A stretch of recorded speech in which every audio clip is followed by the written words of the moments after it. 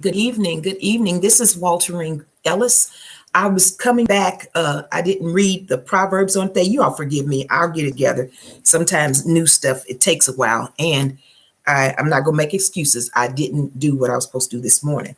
But if you pray with me, I promise I will get it together. I'm in Proverbs, the second chapter, and then I'll go to Psalms, the second chapter.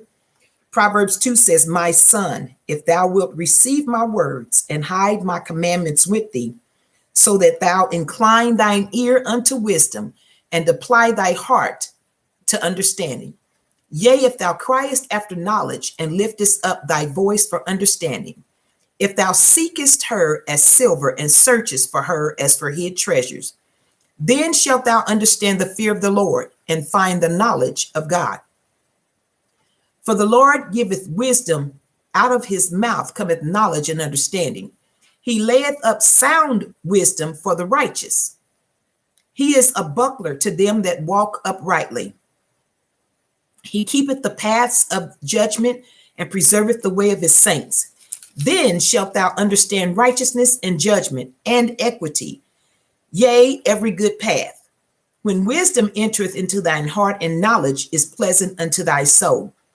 Discretion shall preserve thee, understanding shall keep thee, to deliver thee from the way of the evil man, from the man that speaketh froward things, who leave the paths of uprightness to walk in the ways of darkness, who rejoice to do evil and delight in the frowardness of the wicked, whose ways are crooked, and they froward in their paths, to deliver thee from the strange woman, even from the stranger which flattereth with her words, which forsaketh the guide of her youth, and forgetteth the covenant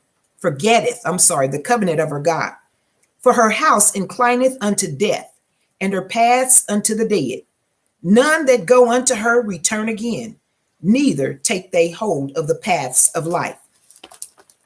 That thou mayest walk in the way of good men, and keep the paths of the righteous. For the upright shall dwell in the land, and the perfect shall remain in it. But the wicked shall be cut off from the earth, and the transgressors shall be rooted out of it." That was Proverbs 2. I'm going to Psalms 2. And it reads, "Why do the heathen rage and the people imagine a vain thing?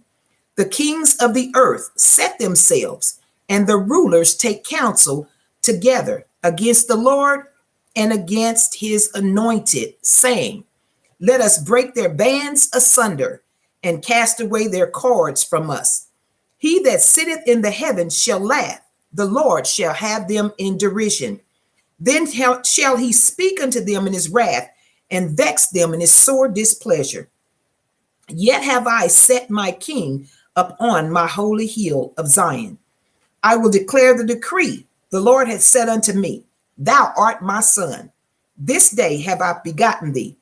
Ask of me, and I shall give thee the heathen for thine inheritance, and the uttermost parts of the earth for thy possession. Thou shalt break them with a rod of iron. Thou shalt dash them in pieces like a potter's vessel. Be wise now, therefore, O ye kings.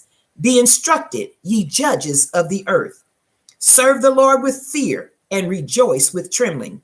Kiss the Son, lest he be angry, and ye perish from the way, when his wrath is kindled but a little.